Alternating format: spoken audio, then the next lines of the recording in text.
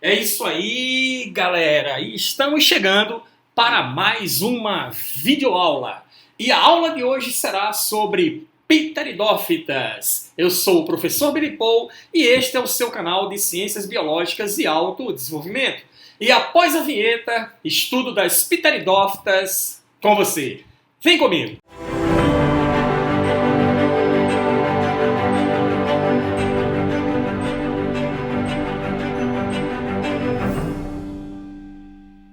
Ok, vamos então para o estudo das pteridófitas. Primeira coisa importante sobre as pteridófitas, elas representam o primeiro grupo de plantas vasculares, o primeiro grupo de plantas traqueófitas, o primeiro grupo de plantas a apresentarem vasos condutores de seiva. Ok? E a primeira coisa que a gente vai começar a explorar nesse estudo das briófitas é exatamente a tabela geral com os seus grupos, a divisão em grupos.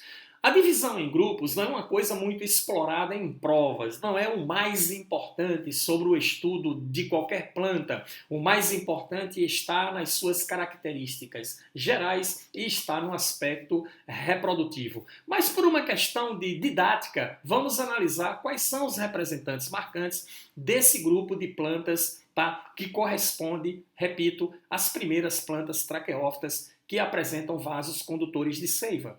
Você tem um grupo aí que são chamadas de pteridofitas, onde você tem os representantes mais comuns e mais conhecidos dessas plantas, que correspondem às avencas, às samambaias e o sachim. As psilotófitas, cujos representantes são as psilófitas, e as esfenófitas, cujos representantes são as cavalinhas. E temos também um grupo de pteridófitas, um grupo bem especial, que é o grupo Licopodiofita, cujos representantes são os licopódios e as selaginelas, que são as pteridófitas heterosporadas. Nós vamos entender melhor o que significa isso na continuidade dessa nossa aula do estudo sobre pteridófitas, tá? Antes de mais nada, antes da gente entrar nas características gerais, vamos ver alguns exemplos, algumas fotos específicas aqui. Ó, aqui você está vendo a avenca, ela tem esse aspecto aqui, tá? Aqui abaixo você está vendo as samambaias, tá? Que é um exemplo de planta muito comum e muito conhecida no grupo das pteridófitas. Olha só, muito utilizadas como plantas ornamentais. Nós temos aqui o xaxim. Do xaxim se retira o material, as fibras específicas para a construção desses vasos aqui, ó. Vasos estes que são utilizados para o cultivo de samambaias nos ornamentos, tá, das residências de um modo geral. Aqui você tem o aspecto das psilófitas e aqui você tem o aspecto da cavalinha. E não podemos esquecer os licopódios, tá? E as selaginelas, ok? Mas, muito bem. Professor Billy Paul, quais são as características gerais do grupo das pteridófitas? Primeira coisa importante, plantas vasculares traqueófitas são, na verdade, as primeiras plantas a apresentarem vasos condutores de seiva. A partir daí, gimnospermas e angiospermas, todas as plantas a partir de pteridófitas, tá? Essa inovação evolutiva surge nas pteridófitas e a partir daí todas as plantas são plantas vasculares. Mas as pteridófitas, elas não apresentam sementes, não são plantas produtoras de sementes. Semente é um atributo, é uma invenção a partir das plantas gimnospermas.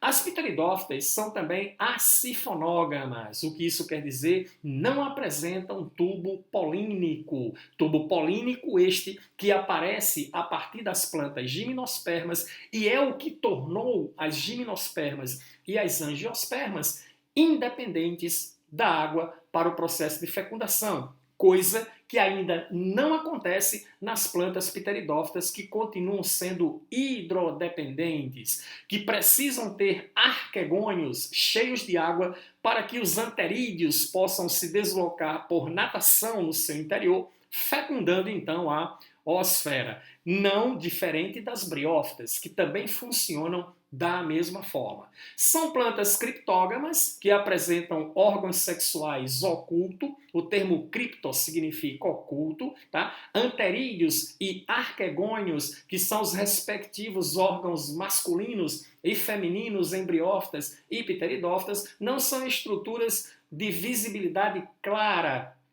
ok? Nas estruturas morfológicas dessas plantas. O habitat continua sendo sombrio, ambientes à sombra, úmidos, tá? Ambientes úmidos e sombreados. Caracterizam-se também algumas pteridófitas por serem epífitas. Plantas epífitas são plantas trepadeiras que costumam se subir em cima de substratos. E observação importante, a novidade evolutiva nas pteridófitas está relacionada a tecido de sustentação e tecido vascular. Tecido de sustentação permite uma melhor sustentabilidade das estruturas que compõe esse vegetal, e o tecido vascular, claro, processo de condução de seiva. Isso permite um transporte de seiva de maneira mais eficiente, de maneira mais eficaz, de maneira mais rápida. Isso faz com que a planta consiga crescer, tá, num tamanho bem maior. Quando você compara pteridófitas com as briófitas, briófita não cresce além de 20 centímetros de altura, mas as pteridófitas são plantas arbustivas de médio porte, crescendo bem mais, e isso deve-se à presença dos vasos condutores de seiva. Ora, como é que é o ciclo de vida nas pteridófitas? Muito bem. Você sabe que todas as plantas apresentam a fase esporofítica e apresentam a fase gametofítica, esporófito e gametófito. E um detalhe importante é que o gametófito, ao longo da evolução das plantas, ele foi regredindo, e o esporófito, ao longo da evolução das plantas, ele foi progredindo. E aí, olha só, o esporófito ele é diploide e responsável pela reprodução assexuada, assim como o gametófito ele é haploide, responsável pela reprodução sexuada. Em todas as plantas, briófitas, pteridófitas, gimnospermas e angiospermas, o comportamento é este. Todo esporófito ele é 2N e reproduz assexuadamente no ciclo de reprodução haplode-plobionte. Todo gametófito ele é N, todo gametófito ele é haploide e é responsável pela reprodução sexuada. O esporófito é o fito que produz esporos e o gametófito é o fito que produz gametas. Pô, como assim fito? Fito é a mesma coisa que vegetal. Gametófito, vegetal que produz gametas. Esporófito, vegetal que produz esporos. Detalhe super importante, no caso das pteridófitas, ok? Esse esporófito corresponde à fase duradoura, corresponde à fase permanente. Nas briófitas corresponde à fase transitória, não é verdade? Tá? O gametófito aqui nas pteridófitas é quem corresponde à fase transitória. O gametófito, uma vez cumprida a sua função reprodutiva, origina consequentemente um esporófito, e aí o gametófito definha. No caso das briófitas, o esporófito, ao cumprir a sua função reprodutiva, é ele quem definha e desaparece, sobrando então o gametófito da planta, ok? Isso é muito importante. Outro detalhe, esporófito e gametófito nas pteridófitas, eles são autótrofos, eles são clorofilados, consequentemente independentes. No estudo das briófitas, nós vimos que o esporófito ele é completamente dependente do gametófito, ele é aclorofilado, ele é heterótrofo, portanto ele depende da seiva elaborada produzida pelo gametófito autotrófico para que ele então consiga sobreviver. Certinho? Então, sobre o ciclo de vida, são essas as características das pteridófitas e mencionamos aqui as diferenças entre esse ciclo de vida nessas plantas e esse ciclo de vida nas briófitas. Agora vamos dar uma analisada na sua estrutura. Como está organizada a estrutura das plantas pteridófitas? Vamos lá. Aqui nós temos dois desenhos esquemáticos. Um refere-se ao esporófito, e o outro refere-se ao gametófito. Vamos iniciar pelo esporófito, primeira estrutura visível, clara, no esporófito de uma pteridófita, que corresponde à planta propriamente dita. Quando você olha para uma briófita, você está olhando para o gametófito da planta. Quando você olha para uma pteridófita, você está olhando para o esporófito da planta. E aqui você observa o seguinte, ó, nós temos aqui a folha, nesse caso nós temos 3 folhas. Perceba que a parte laminar da folha, entendido desta folha aqui, ó, tudo isso aqui corresponde à folha, tá? A parte laminar de uma folha, quando estudamos folha, chama-se limbo. As folhas podem apresentar limbos inteiros ou podem apresentar limbos divididos. Divididos em quê, professor? Dividido em folhinhas menores, e essas folhinhas menores chama-se folíolo. Então, no caso das samambaias, que é o nosso exemplo estrutural, é o exemplo mais estudado quando você analisa a estrutura de pteridófitas, perceba que a folha, o limbo desta folha, ele é subdividido em folhinhas menores, e essas folhinhas são divididas em folíolos, tá? Essas folhinhas, elas estão presas a uma estrutura, que essa estrutura é a estrutura caulinar, representa o caule da pteridófita, ok? O caule do esporófito, tá certo? Esse caule é um caule tipo rizoma, perceba esse detalhe importante, caule tipo rizoma.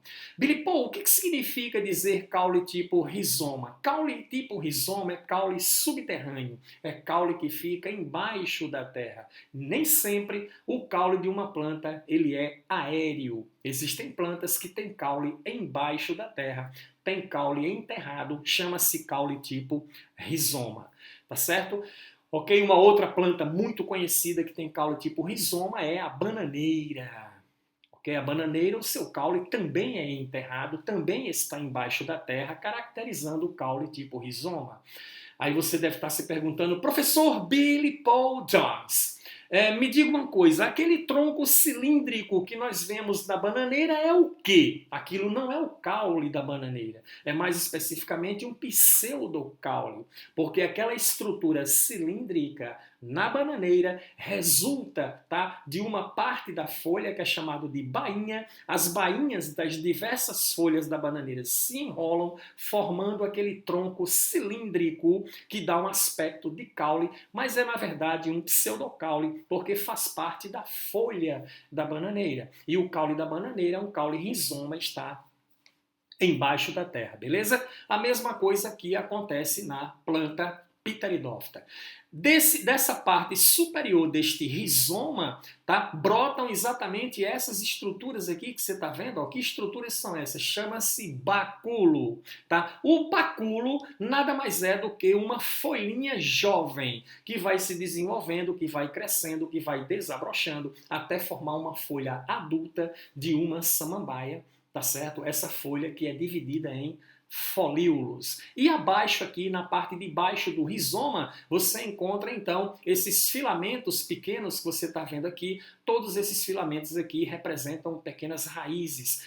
Essa raiz é a raiz que nós chamamos de raiz do tipo fasciculada, uma raiz que lembra uma cabeleira, raiz adventícia.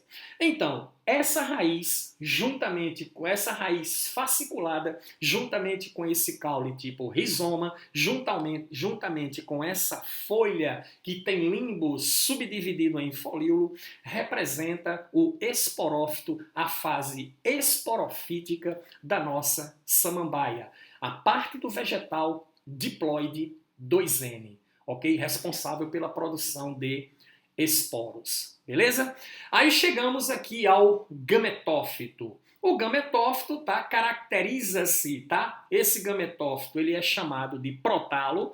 Toda vez que você vê o termo protalo, protalo é um termo designado ao gametófito das pteridófitas. Gametófito este que é monóico e que é também haploide monóico por ser hermafrodita. Tá? A gente viu que as briófitas, os gametófitos, normalmente eles são dioicos. Eu tenho gametófito masculino, eu tenho gametófito feminino. No caso das pteridófitas, a grande maioria é monóica, tendo gametófito hermafrodita, apresentando órgão sexual feminino chamado arquegônio, órgãos sexuais masculinos chamados de anterídeo.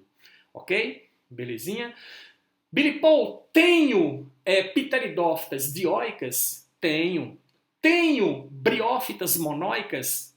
Tenho. Mas o que é mais comum? Briófitas de sexos separados, portanto, gametófitos dioicos, pteridófitas hermafroditas, portanto, gametófito monóico, que é também designado de protálogo. Beleza? Entendido isso? Então, esses são os aspectos gerais referente às plantas pteridófitas. Vamos analisar agora, né? Você deve estar se perguntando, professor, e o ciclo reprodutivo? Como as pteridófitas reproduzem? Está gostando da aula? O nosso grande diferencial em nossas bioaulas são os biomaps. É interessante que você baixe o biomap da aula antes de assisti-la, para que você possa, então, de posse desse biomap escrito, fazer as suas anotações e depois catalogar esses biomaps numa pasta tipo Escacela, uma pasta plástica tipo Escacela, para que você possa ter um material ordenado e de fácil revisão. Isso é muito importante para o seu processo de aprendizagem. Baixe na descrição do vídeo o biomap, baixe na descrição do vídeo o Bioese e lá também na descrição você vai encontrar o link para baixar o seu dossiê Enem 2020 para que você saiba os assuntos mais cobrados no Enem, tá? Porque lá está relacionado todos os assuntos de todas as disciplinas que foram cobrados no Enem nos últimos 10 anos de sua existência. Ok? E continue então com a parte de reprodução de pteridófitas. Boa aula! Contribua com o nosso trabalho, inscreva-se no canal e ative as notificações. Ora, nós temos aqui um desenho esquemático que mostra para você em detalhes o ciclo evolutivo de uma pteridófita clássica, que é o caso uma samambaia, beleza? Mas antes da gente entrar no ciclo evolutivo da samambaia, eu quero que você preste bem atenção nessa observação IPC, observação importante pra cacete. Olha só. A samambaia é uma pteridófita homosporadas. O que quer dizer o termo homo? Quer dizer igual. A selaginella é uma pteridófita heterosporada, o que significa diferente. Tá? As homosporadas, poradas de esporo, produzem esporos iguais e as heterosporadas produzem esporos diferentes, que é o caso da selaginella. E aí, veja só, a diferença entre uma pteridófita como a samambaia, que é homosporada, e uma pteridófita como a selaginella, que é heterosporada, é que a selaginella produz microsporos ou micrósporos, que são esporos menores, e megásporos, que são esporos maiores. Os esporos menores, quando germinam, dão origem a gametófitos masculinos, e os megásporos, que são os maiores, quando germinam, dão origem a gametófitos femininos. Então perceba, se a planta produz gametófito masculino e gametófito feminino, então, no caso das selaginelas heterosporadas, elas apresentam gametófitos dioicos, apresentam gametófitos de sexos separados, beleza? Essa é a informação importante, tá, a respeito das pteridófitas. E agora vamos dar uma olhada lá, ok, no ciclo evolutivo. Tá? Aqui nós temos a figura desse ciclo evolutivo um pouco maior, entendido? Para a gente visualizar melhor e funciona da seguinte forma. Se você já viu uma samambaia, você percebeu que nos folíolos, na parte de trás do folíolo, é comum você verificar essas estruturas globosas de aspecto amarronzado. Essas estruturas globosas de aspecto amarronzado chama-se soro. Entendido? S-O-R-O, soro. Dentro deste soro, nós encontramos o esporângio. O que é um esporângio, Billy Paul? É uma estrutura especializada em produzir esporos, ok? Essa estrutura está dentro do soro, a nível de folíolos. Os folíolos que apresentam o soro são considerados folhas férteis. Folíolos que não têm soro são considerados folhas estéreis. Então, essas folhas férteis que têm o soro, tá? Dentro desse soro, vamos encontrar o esporângio, uma estrutura especializada em produzir esporos por meiose, já que o esporófito ele é diploide e o esporângio também é diploide. Dentro do esporângio encontramos células germinativas diploides que se dividem por meiose, originando esporos. Ok? Esse esporângio se abre e libera os esporos no meio ambiente. O esporo, então, caindo em ambiente favorável, germina para formar, consequentemente, a estrutura gametofítica, ok? O gametófito formado, então, ele vai apresentar anterídeo e vai apresentar arquegônio. O anterídeo está aqui, ele produz os anterozoides, que são os gametas masculinos dessas plantas biflagelado, e o arquegônio, dentro dele tem a oosfera. Esse arquegônio tem que estar cheio de água para que o anterídeo, ao cair, entrar no arquegônio pela sua abertura superior, possa então encontrar a oosfera, realizando a fecundação, levando à formação de um zigoto 2N, de um zigoto diploide, que dará origem a um novo esporófito. Como este zigoto ele se desenvolve, ele se divide por mitose, formando um embrião que está protegido pela mãe, protegido pelo arquegônio, porque ele se desenvolve em seu interior. Dizemos que esse aspecto denomina-se de matrotrofia. O termo trofia vem de trófico, trófico significa nutrição e proteção, e o termo matro significa mãe, ou seja, embrião protegido pela mãe, tanto nas pteridófitas como nas briófitas. Se você não assistiu a aula ainda de introdução à botânica, assista, porque lá nós delimitamos todos esses conceitos que são muito usuais, tá, no estudo da botânica. Então, brota-se desse arquegônio o esporófito.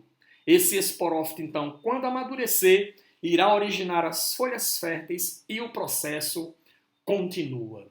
Muito bem, ciclo reprodutivo, briófitas e pteridófitas, tá? Ciclo reprodutivo haplodiplobionte ou aplonte-diplonte. Eu tenho uma fase do ciclo de reprodução que é a fase diploide. Esta fase diploide produz esporos por meiose, chama-se meiose espórica. Os esporos caindo em ambiente favorável germina para formar o gametófito, que é haploide, e por ser haploide, tá, é a parte do vegetal que produz gametas. Os gametas são produzidos por divisão celular por mitose, porque eu tenho um organismo que já está em haploidia. Então, produz os anterídeos e a oosfera, anterídeo fecunda a oosfera, produzindo então um embrião diploide que se desenvolve protegido pela mãe, matrotrofia, originando então um novo esporófito,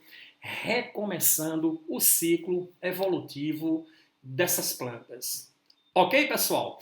Essas eram as considerações fundamentais sobre o estudo das pteridófitas. Não esqueça de ir na descrição do vídeo, baixar o seu Biomap, baixar o seu Bioese gabaritado para que você possa exercitar tudo isso que nós falamos sobre o estudo dessas plantas, ok? Se você gostou, se inscreva no canal, ative as notificações, vídeos novos sobre diferentes assuntos da biologia todas as semanas para você.